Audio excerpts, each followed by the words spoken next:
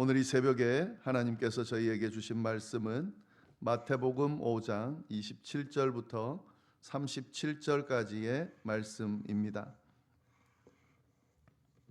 마태복음 5장 27절부터 37절까지의 말씀, 우리 다 같이 한 목소리로 봉독하도록 하겠습니다.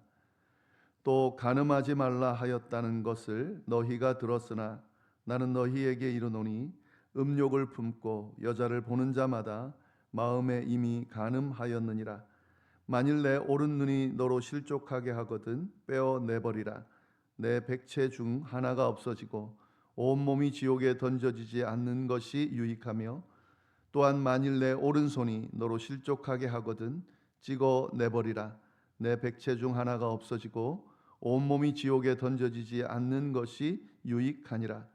또 일러스되 누구든지 아내를 버리려거든 이혼 증서를 줄 것이라 하였으나 나는 너희에게 이르노니 누구든지 음행한 이유 없이 아내를 버리면 이는 그로 간음하게 하며, 또 누구든지 버림받은 여자에게 장가드는 자도 간음함이니라. 또 옛사람에게 말한 바 헛 맹세를 하지 말고 내 맹세한 것을 주께 지키라 하였다는 것을 너희가 들었으나 나는 너희에게 이르노니 도무지 맹세하지 말지니 하늘로도 하지 말라 이는 하나님의 보좌이며, 땅으로도 하지 말라 이는 하나님의 발등상이며, 예루살렘으로도 하지 말라 이는 큰 임금의 성이며, 내 머리로도 하지 말라 이는 내가 한 터럭도 희고 검게 할 수 없음이라. 오직 너희 말은 옳다 옳다 아니라 아니라 하라. 이에서 지나는 것은 악으로부터 나느니라.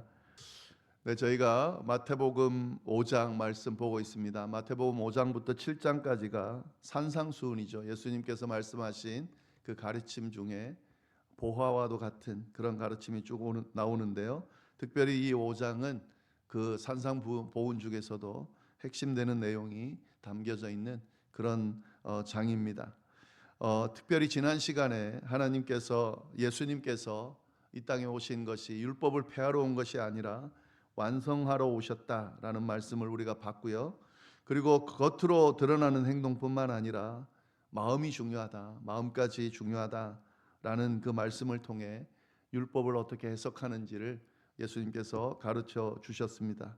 오늘도 그 가르침이 계속 이어지고 있는데요. 오늘은 간음에 대해서, 또 이혼에 대해서, 맹세에 대해서 오늘 말씀이 주어지고 있습니다. 우리 27절, 28절 먼저 보시면, 또 간음하지 말라 하였다는 것을 너희가 들었으나 나는 너희에게 이르노니 음욕을 품고 여자를 보는 자마다 마음에 이미 간음하였느니라. 이렇게 예수님이 말씀하고 계십니다. 여기는 이제 10계명 중에 7계명을 말하는 거죠. 이 7계명을 다시 해석하고 있는데, 지금 예수님께서 이 7계명을 해석하실 때에 행위 이전의 그 마음까지도 문제를 삼으면서 마음속에 그런 어떤 간음의 마음을 품으면은 그것도 죄가 된다라는 말씀을 분명하게 이야기하고 있습니다. 율법은 하지 말라, 간음하지 말라라고 했는데 예수님은 그 마음에 품는 순간 이미 시작되었다 이렇게 말씀하고 계신 거죠. 근데 여기서 우리가 봐야 되는 것은 보는 자, 여자를 보는 자마다 간음했다 이게 아니죠. 음욕을 품고 여자를 보는 자마다라는 거죠. 단순히 보는 것이 아니라 우연히 그냥 보게 되는 것이 아니라 의도적으로 마음에 음욕을, 간음하는 마음을 품고 그렇게 바라보게 되는 그 모습이 이미 간음한 것이다 라고 그렇게 해석하고 있습니다. 29절 30절 말씀, 만일 내 오른 눈이 너로 실족하게 하거든 빼어 내버리라. 내 백체 중 하나가 없어지고 온몸이 지옥에 던져지지 않는 것이 유익하며, 또 만일 내 오른손이 너로 실족하게 하거든 찍어 내버리라. 내 백체 중 하나가 없어지고 온몸이 지옥에 던져지지 않는 것이 유익하니라. 굉장히 무서운 말씀을 하시죠. 그런데 이제 이렇게 실족하면 눈을 빼내라 뭐 이런 말씀을 하시는 건 아니죠. 지금 강조하고 있는 이야기입니다. 신체를 훼손하기까지 그 죄에 대한 대가를 치러라 뭐 이런 의미라기보다는 이 정도로 죄에 대해서는 단호하게 결단해야 된다 하는 거죠. 타협하면 안 된다는 겁니다. 한쪽 발 거치고 있으면서 뭐 이 정도는 괜찮겠지, 그게 아니라는 거죠. 단호하게 끊어버릴 수 있어야 된다 하는 거죠. 이 죄라는 것은 우리가 잘 알고 있지만 다시 한번 말씀을 드리면 타협하면 안 되는 겁니다. 타협하면 이 정도 뭐 늘 괜찮았으니까 괜찮으려니 하는데, 이 죄라는 것은 자라나게 되어 있습니다. 불어나게 되어 있습니다. 그래서 나중에는 이 죄로 잠식되게 되어 있습니다. 그렇기 때문에 절대 죄는 타협하면 안 되는 거죠. 작은 죄라도 끊어버릴 수 있어야 됩니다. 그 자리를 벗어날 수 있어야 됩니다.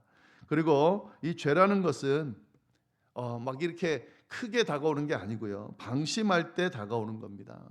잠시 방심할 때 죄가 들어오고 그 죄로 영혼 전체를 무너뜨릴 수 있습니다. 삶 전체를 무너뜨릴 수 있습니다.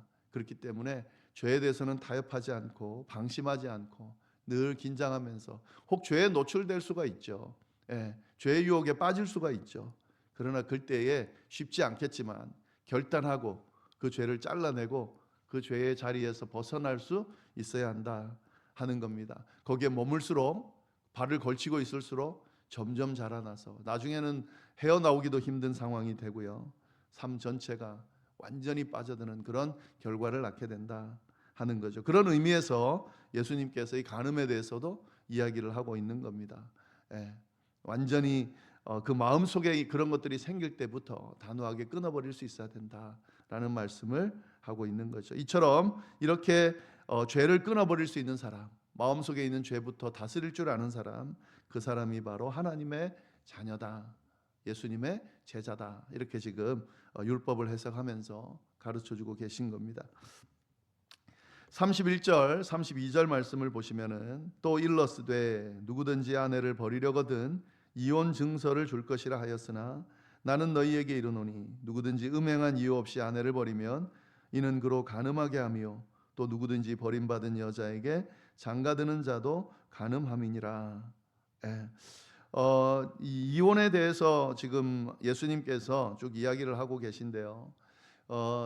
이 당시의 그 분위기, 문화로 보면은 이 유대 사회에서는 이혼이 굉장히 쉽게 이루어졌다고 그럽니다. 그러면서 이 율법을 해석하면서 자기 중심적으로 이용하는 그런 모습이 있었습니다. 그래서 여기 보시면은 그 누구든지 아내를 버리려거든 이혼 증서를 줄 것이라 하였으나, 그러니까 이혼 증서 하나만 주면 이혼할 수 있는 그런 분위기였다는 거죠. 그리고 이 말씀을 인용하면서, 이 율법을 인용하면서 이혼을 쉽게, 조금만 마음에 안 들면 이혼하는 그런 모습들이 있었습니다.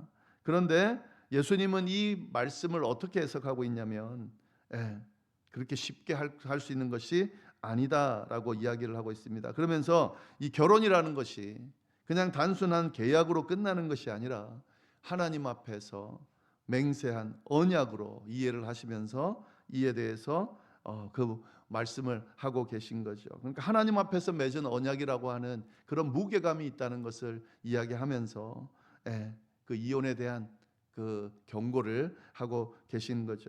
그러니까 이 지금 말씀의 핵심이 뭡니까? 이혼하냐 안 하냐의 그 문제보다 관계를 가볍게 여기는 마음, 그 관계, 그 하나님 앞에 맺은 언약을 쉽게 생각하는 그 마음에 대한 비판이겠죠. 어쩔 수 없이 오늘날 같은 경우는 정말 어쩔 수 없는 상황에서 이혼이 이루어지기도 하죠. 그리고 이혼한 분들도 많이 있기도 합니다만은 그것이 쉽게 그렇게 그냥 결정되어지고 하나님 앞에서 맺은 언약이라고 하는 이 무게감을 전혀 생각하지 않고 그렇게 이루어지는 것은 문제가 될 수 있다 하는 거죠.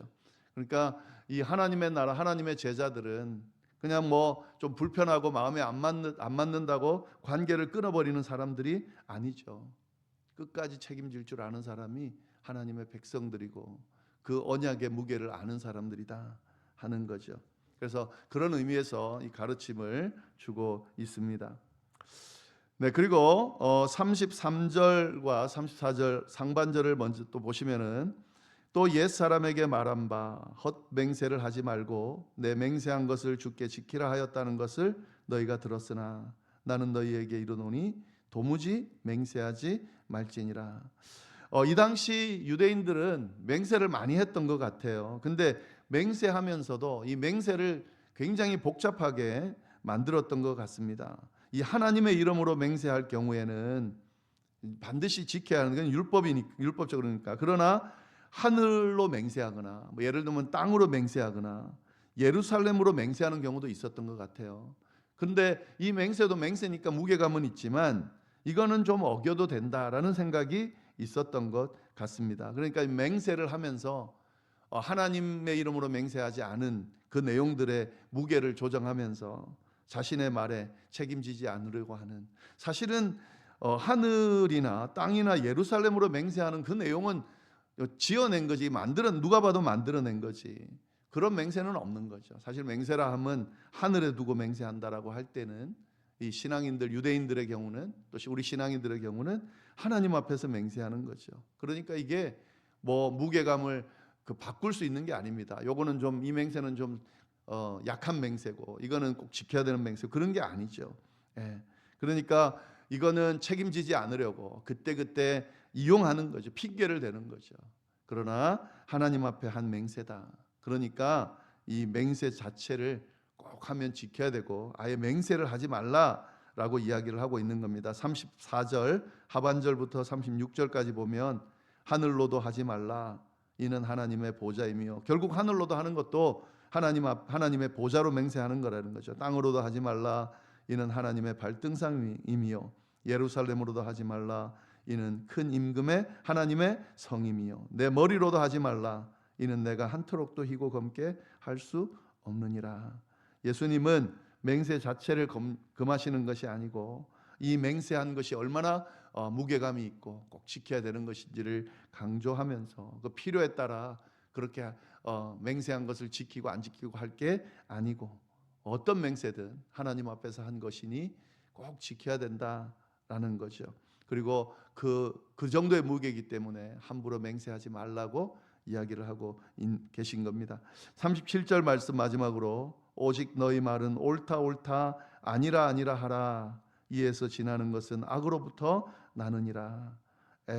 그러니까 뭐 많은 말로 이런저런 핑계를 대는 그것은 잘못됐고, 이것은 사실 더 극단적으로 말하면 악한 마음에서 나온 거다 하는 겁니다. 그래서 옳으면 옳은 거고 아니면 아닌 거지, 아주 애매하게 걸쳐가지고 싹 이렇게 피할 구멍을 내어놓고 그렇게 행동하는 것은 잘못됐다 하는 거죠. 결국 이 하나님의 나라의 백성들이 하는 말, 그 말은 겉으로 나오는 보기 좋은 말이 아니라 마음속으로부터 나오는 꾸밈 없는 그런 진실한 말이어야 된다 하는 것을 예수님이 지금 강조하고 있는 겁니다.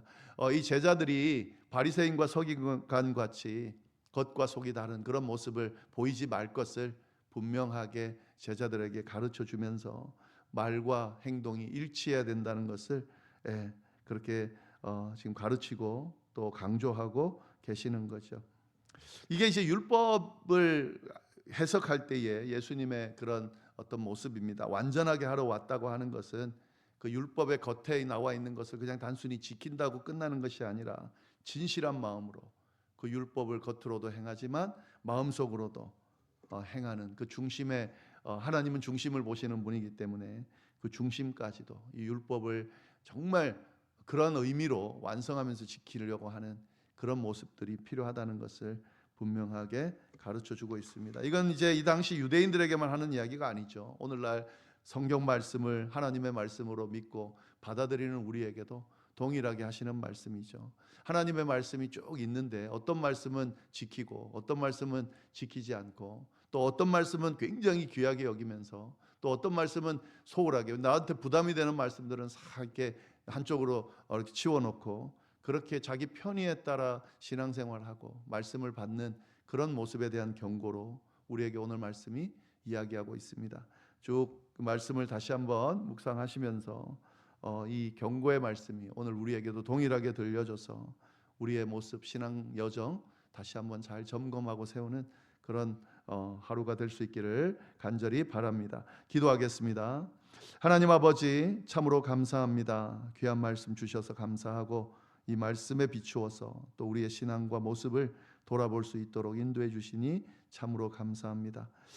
예수님께서 율법을 다시 한번 해석하시면서 잘 완성된 율법의 의미를 지금 이야기하고 계신데, 그 안에 담겨 있는 핵심 내용, 하나님의 말씀을 소중히 여기되 그 말씀 가운데, 중심 가운데 있는 그 말씀의 의미를 잘 이해하면서 우리의 삶이 마음과 행동이 일치하는 그런 거룩한 삶이 되라고 하시는 그 음성을 우리가 제대로 듣고 제대로 이행할 수 있도록 인도하여 주옵소서. 이어서 드리는 개인의 기도와 중보 기도 위에도 함께하여 주시기를 간절히 바라고 살아계신 예수님의 이름으로 기도드립니다. 아멘.